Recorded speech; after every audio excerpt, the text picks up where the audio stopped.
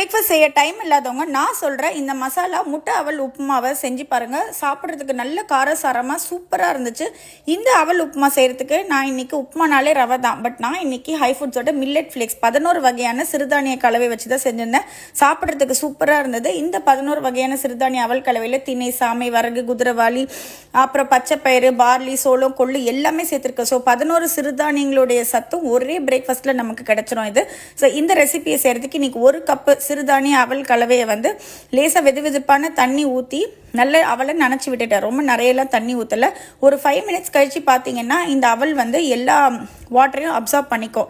இந்த ரெசிபி முக்கியமாக யார் கண்டிப்பாக சேர்த்துக்கணும் அப்படின்னு கேட்டிங்கன்னா டயபெட்டிக் பேஷண்ட்ஸ், அதுக்கப்புறம் கிட்னியில் வந்து யூரியா அதிகமாக இருக்குது, கிரியேட்டினின் அதிகமாக இருக்குது, யூரிக் ஆசிட் அதிகமாக இருக்குது, அதுக்கப்புறம் வந்து நைட்டு தூக்கம் வராதவங்க, கால் வீக்கம் உள்ளவங்க, நைட்டு மூச்சு சிரமப்பட்டு விடுறவங்க, இவங்க எல்லாருக்குமே இந்த ரெசிபி வந்து ரொம்ப சூட்டபுளாக இருக்கும். ஏன்னா அவள் வந்து நம்ம டைஜஸ்டிவ் சிஸ்டம் குடலை வந்து ரொம்ப லேசாக ஆக்கிடும் இந்த ரெசிபி சாப்பிட்றது மூலயமா.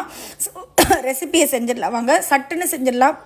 ஒரு பேனில் கொஞ்சமாக எண்ணெய், சோம்பு நல்லா பொரிஞ்சது, ஒரே ஒரு வெங்காயம் லேசாக வதக்கிட்டு 2 பச்சை மிளகாவை பொடிசாக வெட்டி போட்டிருக்கேன். அதுக்கப்புறம் 1 டீஸ்பூன் இஞ்சி பூண்டு பேஸ்ட்டு 30 செகண்ட்ஸ் சிம்மில் வதக்கினதுக்கப்புறம் இன்றைக்கி ஃபைபர் கண்டென்ட்டுக்காக கேரட் அண்ட் கேப்சிகம் தான் சேர்த்துருக்கேன். உங்களுக்கு கோஸு, உங்களுக்கு என்ன இஷ்டப்பட்ட வெஜிடபிள்ஸ் இருந்தாலும் அதை நீங்கள் சேர்த்துக்கலாம்.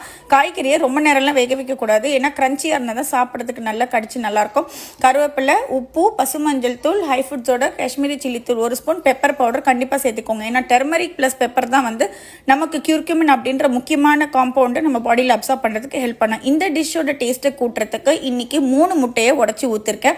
ஸோ இந்த முட்டையை நல்லா கொத்தி விட்டுருங்க. கொத்தி விட்டுட்டு ஃபைனலாக நம்ம ஊற வச்ச மில்லட் ஃப்ளேக்ஸ் 11 வகையான சிறுதானிய அவல் கலவையை போட்டுட்டு நல்லா மிக்ஸ் பண்ணி விட்டுட்டு கொத்தமல்லி போட்டு சர்வ் பண்ணிட வேண்டியது தான்.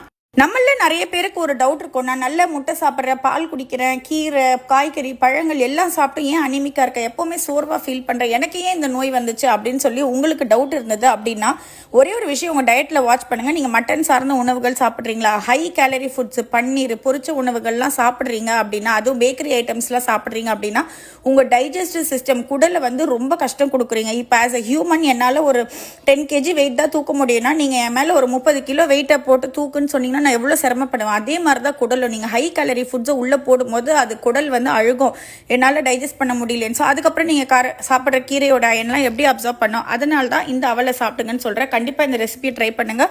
இந்த ப்ராடக்ட் வேணுன்னா வாட்ஸ்அப்லேயே ஆர்டர் பண்ணலாம், வெப்சைட்லேயே ஆர்டர் பண்ணலாம். இந்த மாதிரி யூஸ்ஃபுல் இன்ஃபர்மேஷனுக்கு நம்ம சேனலை இப்போவே சப்ஸ்கிரைப் பண்ணுங்கள். இந்த வீடியோ பிடிச்சிருந்ததுன்னா உங்கள் ஃப்ரெண்ட்ஸ் அண்ட் ஃபேமிலிக்கு இப்போவே ஷேர் பண்ணி இந்த ரெசிபியை ட்ரை பண்ண சொல்லுங்கள். நாளைக்கு வேறு ஒரு இன்ட்ரெஸ்டிங்கான கண்டென்ட்டோட உங்களை மீட் பண்ணுறேன்.